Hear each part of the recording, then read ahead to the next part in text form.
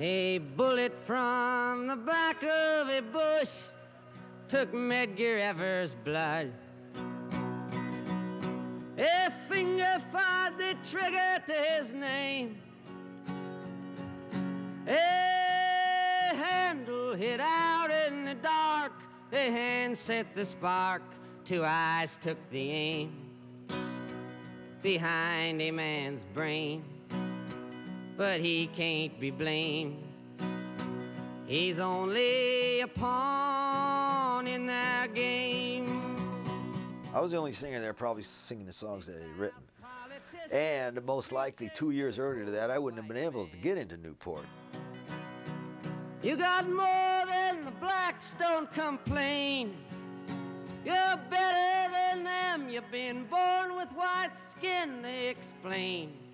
It was quite a sensation. He was singing a lot of what they called then protest songs. I've always hated that designation.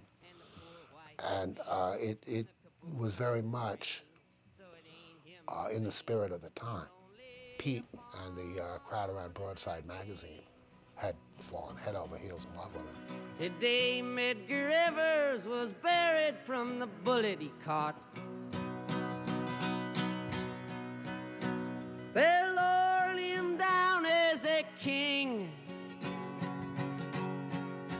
But when the shadowy sun sets on the one that fired the gun, you'll see by his grave, on the stone that remains, carved next to his name, his epitaph plain, only a pawn in their game.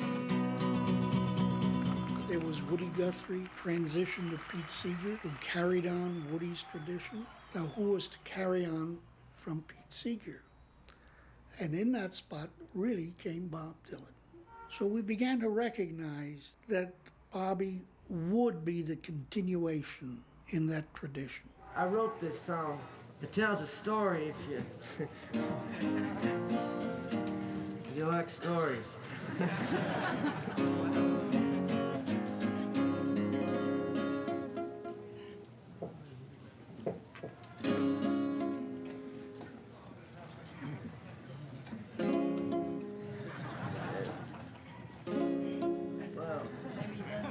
Maybe it doesn't tell a story.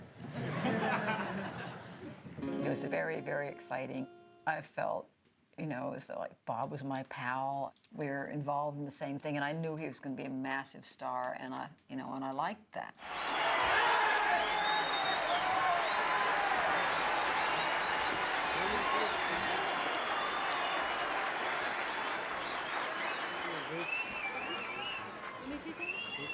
We just have to sing one, that's all. That's the introduction.